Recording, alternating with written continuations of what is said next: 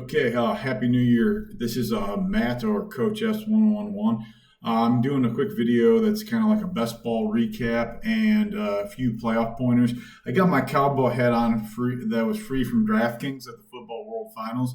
New year, new me. I figured I'll try this cowboy hat here for a little bit. Now, before I show a few things, I don't like have this where I'm going to do multiple takes or reproduce it. So excuse the ums and possible fumbling of the computer. But the first thing I want to do is throw a message out there for the new year for folks. You can relate sports basically to anything, and if you can see up here, I have the NFL passing yards leaders, and the message that I basically want to convey is whether it's in a relationship or it's at work, or it's yourself. You haven't been at reaching your full potential, or somebody you like doesn't see your value, or your boss doesn't see your value.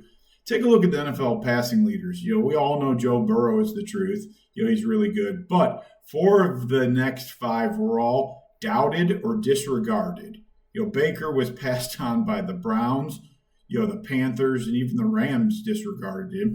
And I never was really that high on him, and he's turned it around and become a really solid quarterback. Sam Darnold, same thing. Stunk with the Jets. Geno Smith, same thing. Panthers let Darnold go. And Goff was never really considered a top 10 quarterback. He was always like in that 11 to 20 range.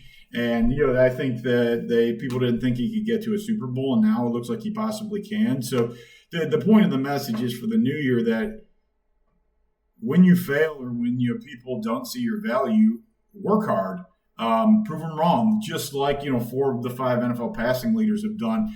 They've proven all their haters and naysayers wrong. For all the ones you see on the leaderboard, there's people that are down on the bottom or they're out of the league because when it was down, they quit or they didn't see their own value. So that's just kind of a little message for the new year. Now I'm going to go quickly into some of this best ball stuff. All right, so I'm going to do my best here to navigate this without like a producer. All right, so let's just do my quick best ball recap and just some quick playoff pointers, just really quick thoughts. Some people may like this, some people may not get anything out of it, but at some point I want to do content and maybe have a station. So I'm going to try to do these little things every once in a while. So let me see if I can get this PowerPoint moving.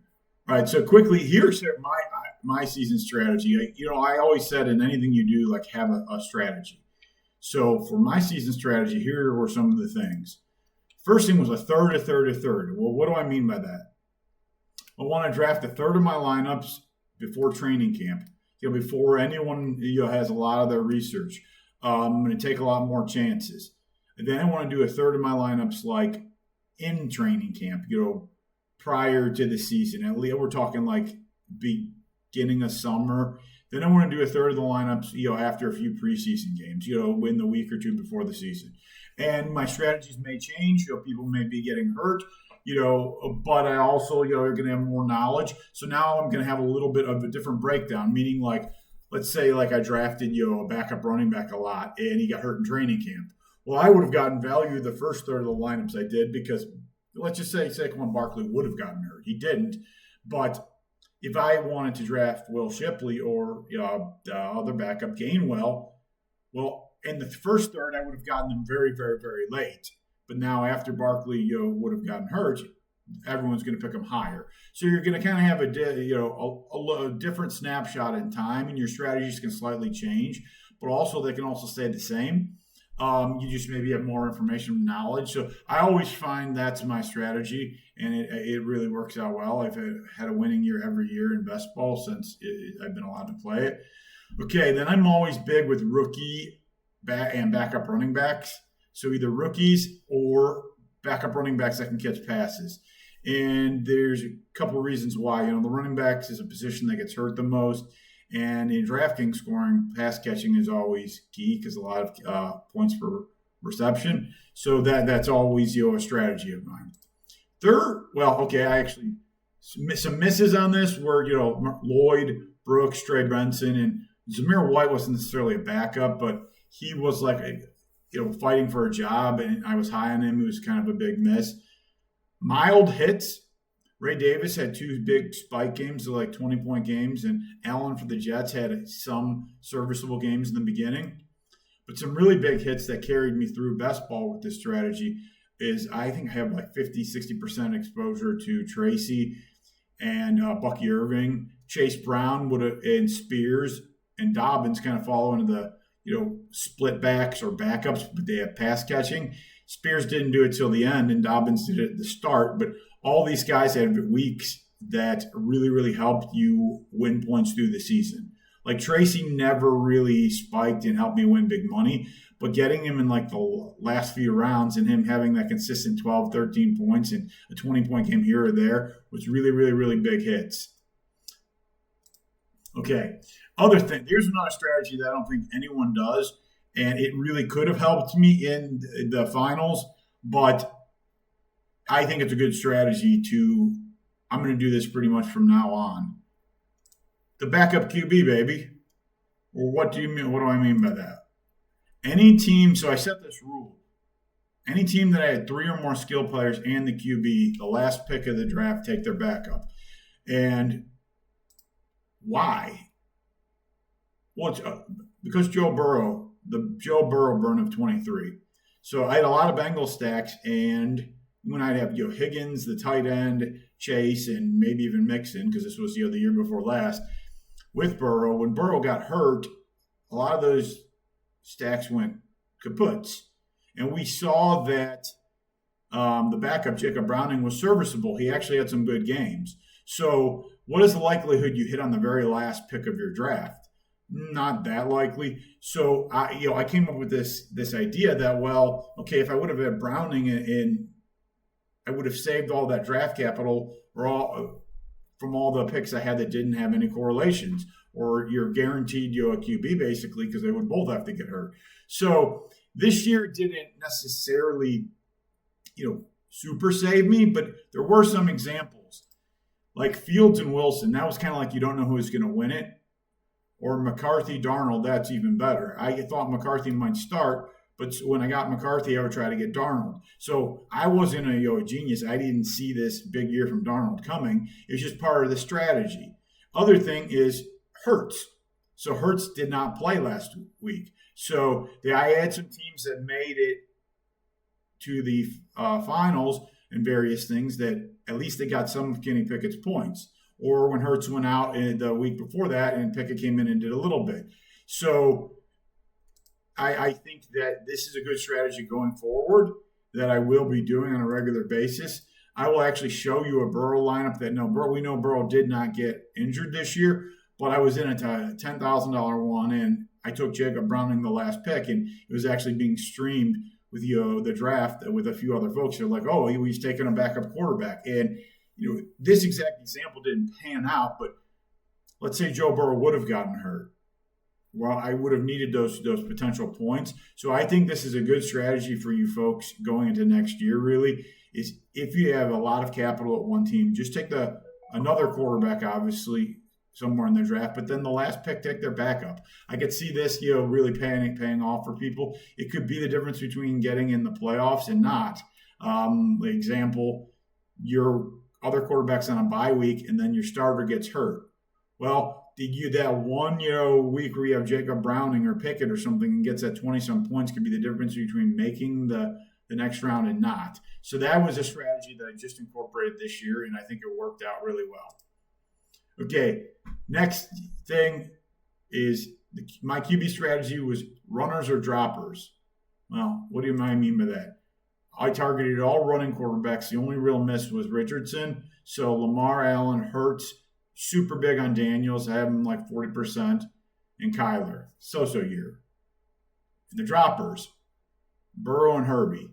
So Burrow is a top-level quarterback, hands down. He was hurt last year. Recency bias, he dropped way below what his average draft should be. Herbie didn't have that great of a passing year, but he went from like a top 60 pick to like almost you can get him at the very end of the draft. So he was serviceable enough. So these were the QBs I had on my list and tried to get at least one in every lineup. Really worked out. Like I said, the only one that didn't work was Richardson. Okay. Some of my other keys to my season personally, the Jamar Chase slip. So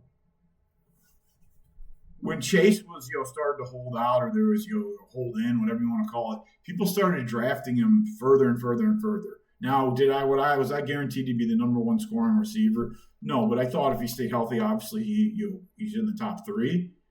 But he has huge boom bust upside.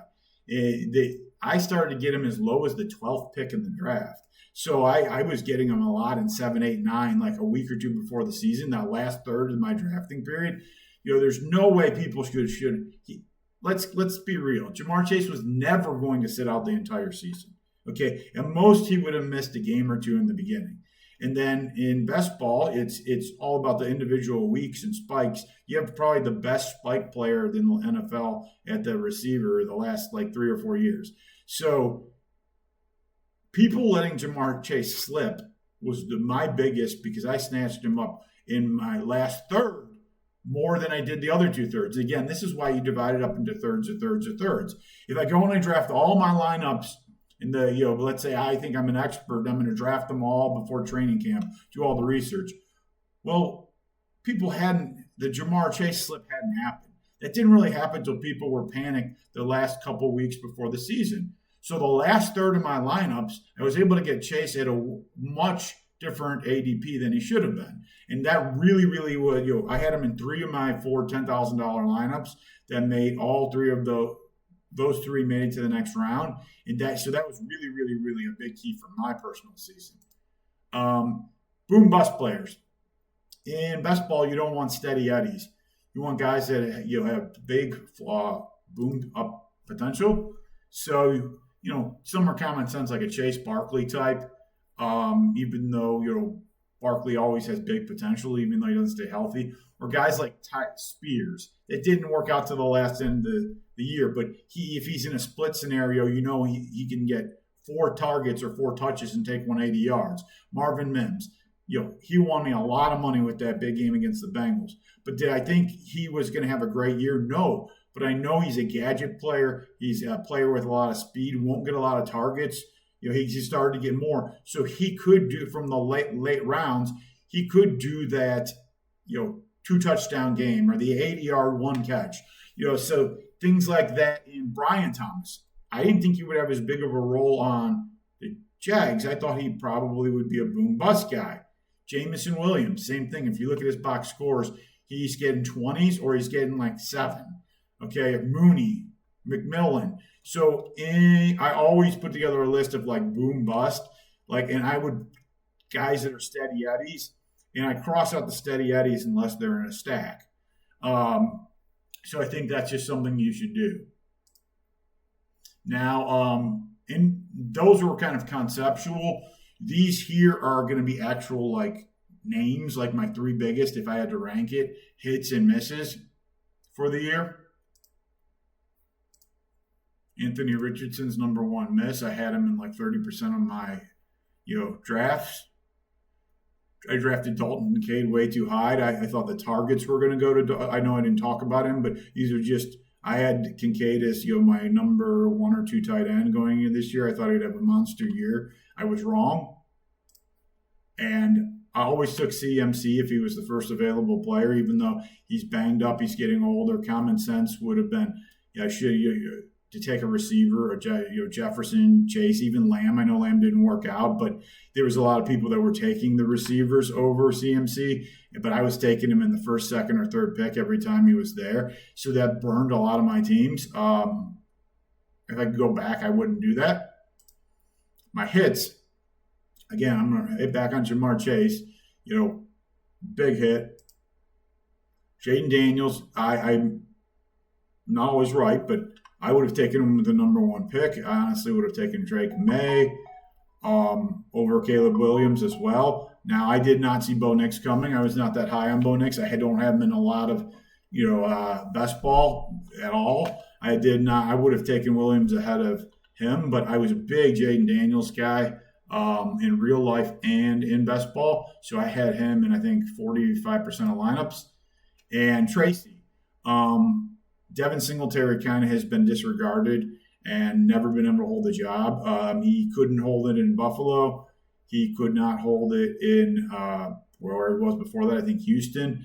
I just had a feeling that at the very least it was going to be a timeshare. So I always do rookie and backup running backs as well. But I was higher on Tracy because not as much of a Devin Singletary believer. And that really, really, I mean, I think I had Tracy in 50, 60% of drafts. And that helped me get through some weeks where you got a starting running back in the last part of the draft. Now, honorable mentions, real high on Jamison Williams, not because I think he's that good, because of the boom bust strategy. Same thing, I draft Marvin Mims in like 30% of the lineups. It paid off in the playoff weeks. Huge on Chase Brown. I think we saw that when Zach Moss got hurt, Chase Brown is an every down back, but he fit the category. Even if Zach Moss would have kept the split, Chase Brown would have had the potential big play every time he touches the ball. Brian Thomas Jr., those guys really, really made me print some money this year.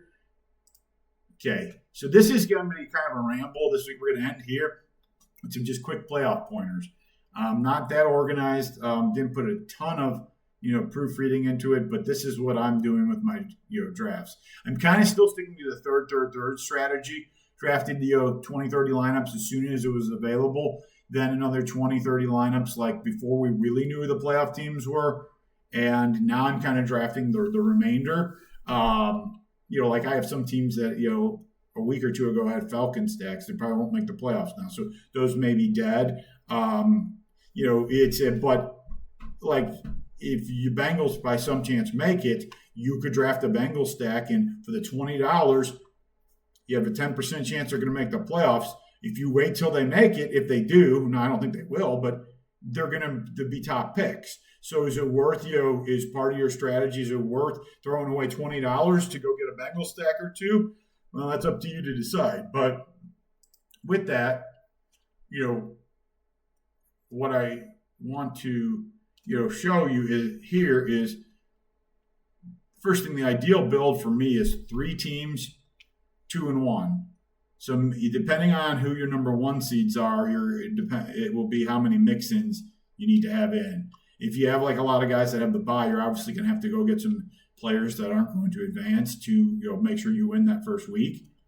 But the next part is the strategy changes as you go.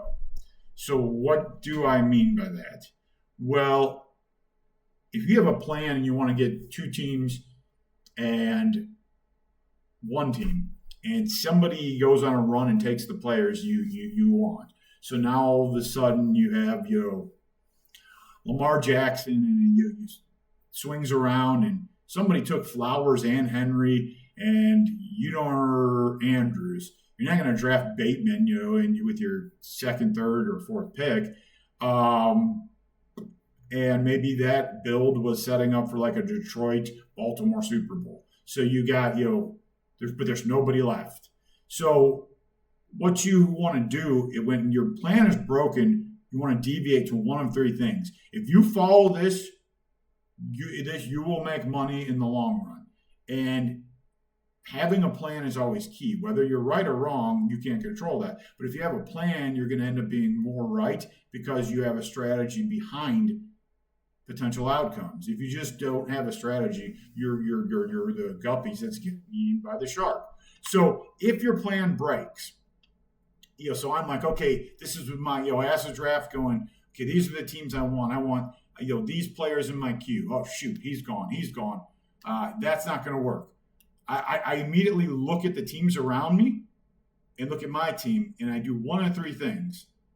I say, okay, wow, the entire Chargers team's left, and I have 2 picks. I can take McConkey, Dobbins, and Herbert's going to be back. And so you run a Hail Mary stack.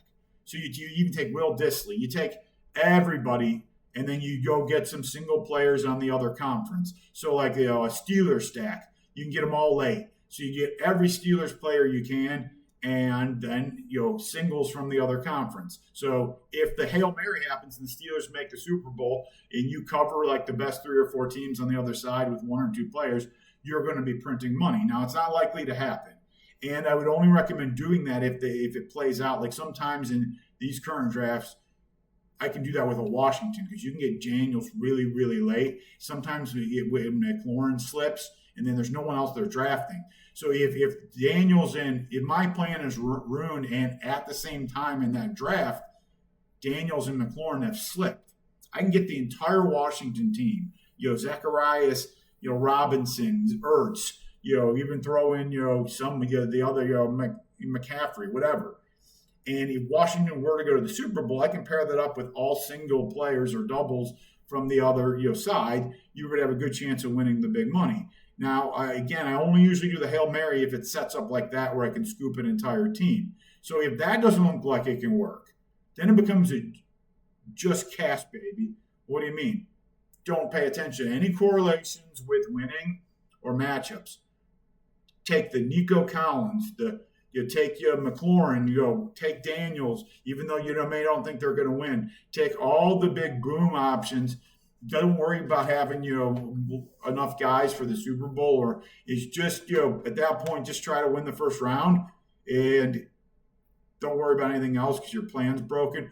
Or this is next level stuff, and this is competition. I like when other people win. I like when I win. But if you're a big player, you want to play multiple lineups. Cutting down your competition if you're already running dead. So there's times that I'm like, okay, this has gone bad. My plan is to crap. Obviously I want to try to cash, but this guy has a really, really good lineup. Wreck his lineup.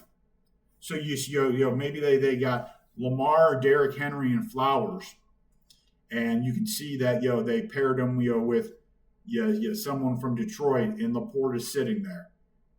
Dropped a little, and he's the next. You start to take Detroit and Baltimore players. So that lineup, even if it wins that first week, they're not going to have the same amount of bullets, or they may not have enough players in the Super Bowl to go against your other good lineups. So the point is, you're throwing away a lineup to try to ruin other people's correlations. You're saying, listen, this lineup, whether you're playing 20 or 150, there's times I say this lineup's probably not going to cash, but what can I do in this draft to help my other lineups? So if I can just get one player, I know, let's use this example. You can see that somebody clearly, has like a Baltimore-Detroit stack again. Let's go with that.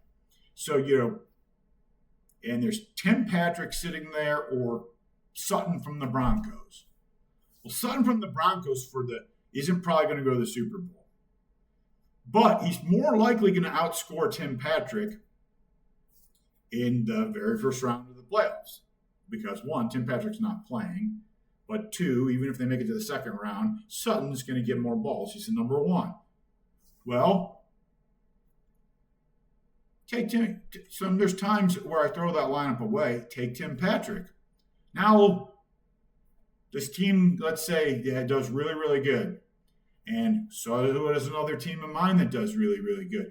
My team happens to have all the same players he has, except I have Tim Patrick. Well, now because in the one draft I took Tim Patrick, he goes in and he gets a touchdown in the Super Bowl. I've now won against that gentleman because I thought about how I can possibly put a hole in his strategy or his stack in a lineup that was already dead. So I know that's kind of next level stuff, but I can tell you in the playoff best ball, I can't exactly tell you if it's worked because that's really, really hard to track. But I can tell you I've done it before and I've been very, very successful in playoff best ball. I think this is a good strategy to incorporate if and only your plan, breaks. So that was one singular take, no editing. I'm just going to stop this and play it and then enjoy the rest of my day. Keep the message out there of, being positive, learning from failures. There's too much negativity. if you don't win, be happy when others win. You can't win every time. But if you work hard, you stick with a plan, you'll get your big win. Just keep doing it, and God bless everybody. Have a great New Year, and Hoo Day! Let's get those Bengals into the playoffs.